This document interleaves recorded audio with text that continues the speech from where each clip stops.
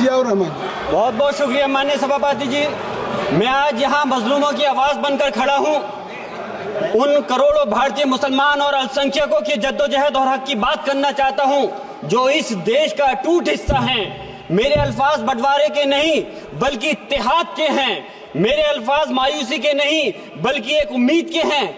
ऐसी उम्मीद जो कि हमारे इस देश को जोड़ना चाहती है। हमारे संविधान को बनाने के लिए हमारे बाबा भीमराव अंबेडकर साहब, मौलाना अबुल कलाम आजाद साहब, डॉक्टर जाकिर हुसैन साहब ने मिलकर के इस संविधान को बहुत मेहनत के साथ बनाया था। ये सिर्फ किताब की शक्ल में देने के लिए नहीं है। आज संविधान के उस पर मैं कहना चाहता हूं कि भारत का संविधान इंसाफ, आजादी और भाईचारगी की जिंदा गवाही है और ये गारंटी देता है कि नागरिक हर मजहब, जात या नस्ल पर इज्जत के साथ गुजार सकते हैं जिंदगी। लेकिन अफसोस है, एक मुस्लिम रहनुमा की हैसियत से मुझे इस दस्तावेज पर बेपनाह फख्र है जो कि दस्तावेज जो संविधान हमें इजाजत देता है। आर्टिकल 15 के मुताबिक किसी भी नागरिक को मजहब, जात, लिंग, नस्ल या जन्म के स्थान पर भेदभाव नहीं किया जाएगा।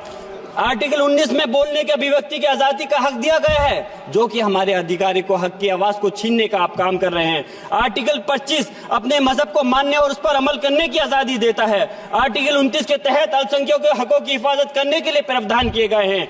लेकिन आप तो हमारे हकों की छीनना चाहते हैं। माननीय सभापति जी, मैं आपके माध्यम से कहना चाहता हूं कि आर्टिकल 30 के अंदर अपने तालीमी इदारों को कायम करने और उनके चलाने का हक है, लेकिन हमारे साथ ज्यादती हो रही है। यह संविधान को अगर आप कमजोर करेंगे तो याद रखना ये देश कमजोर होगा, हमारा मुल्क कमजोर होगा। जो संविधान के प्रति वफादार नहीं हो सकते वो हमारे मुल्क के प्रति वफादार नहीं हो सकते। मैं उस संभल की सरजमी से आता हूं जहां पर 15 दिन पहले एक संविधान को कमजोर करने का काम किया गया। वहां पे जिस प्रकार से 5 मजलूमों की जान ले ली गई, जिस तरह से 30 से ज्यादा लोगों को गोली मारकर घायल कर दिया गया और 27 से 50 से ज्यादा लोगों के खिलाफ मुकदमा दर्ज किया गया। मैं पूछना चाहता हूं माननीय सभापति जी, मैं सांसद हूं, मैं अपने मुकदमे का मैंने कहा था मुझे डर नहीं है। मेरे खिलाफ मुकदमा लिखा गया, मैं वहां मौजूद नहीं था और ये मुकदमा जो हमारे चाहे विपक्ष के सांसद हो या सत्ता पक्ष के सांसद हो, आप याद रखिए जनता की आवाज हो, जनता के बीच में जाकर के आपके जवाबदेही बनती है। और मैंने अपनी जनता को आवाज को उठाने का काम किया तो क्या गलत किया था? माननीय सभापति जी, सिर्फ इस बुनियाद पे मुकदमा लिख दिया गया। आज मैं आपको बताना पॉइंट पे बोल रहा हूँ, संविधान पर ही बोल रहा हूँ माननीय सभापति जी। आज मैं चाहता हूँ उन लोगों को इंसाफ मिलना चाहिए जो जिन्होंने ज्यादती की है, उनको सजा मिलनी चाहिए। और आज एक इमाम को सिर्फ इसलिए गिरफ्तार कर लिया गया संभल के अंदर कि सिर्फ उन्होंने अजान लाउड स्पीकर से दे दी थी। अफसोस है कि आज हमारे साथ ऐसी ज्यादती हो रही है। माननीय अध्यक्ष जी, हमारा संविधान किसानों को मजबूती की बात करता है जो इस देश की रीढ़ की हड्डी है।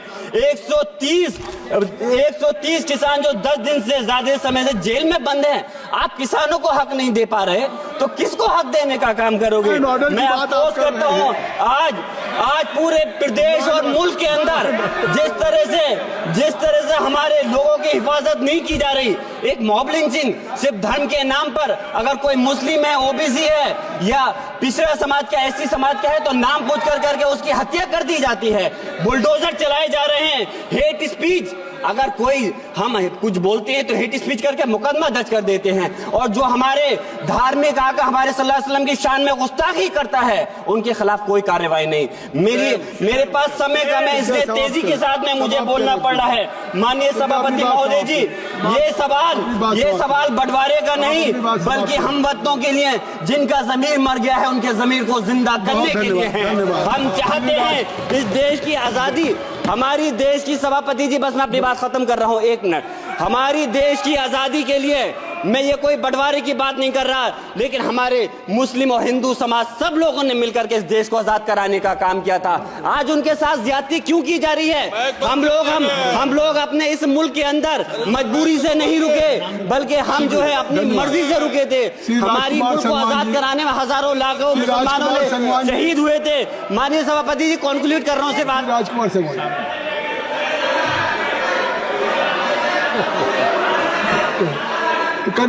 आप कंक्लूड करें ना, आप कंक्लूड कर ले। माइक शुक्रिया शुक्रिया माननीय सभापति जी। बिल्कुल, माइक मैं आ एक गया। मुस्लिम और अल्पसंख्यक रहनुमा के तौर पर मैं अपनी बिरादरी के लिए खास हक के मुताबिक नहीं करता। मैं सिर्फ ये चाहता हूं कि आईना के बाद संविधान के मुताबिक हर नागरिक के लिए जो वादा किया गया उसे पूरा हो, हुकूमत से कमजोर की हिफाजत को यकीनी बनाए और नफरत फैलाने वालों को सजा दे। और मैं अपनी बात इस शेर के साथ खत्म करना चाहता हूं जो कि हबीब जालिब का शेर है। ऐसे जुल्म सुबह बेनूर को मैं नहीं मानता, मैं नहीं जानता, मैं भी खाइफ नहीं तख्ताए दार से, मैं भी मंसूर हूं कैदो अगियार से।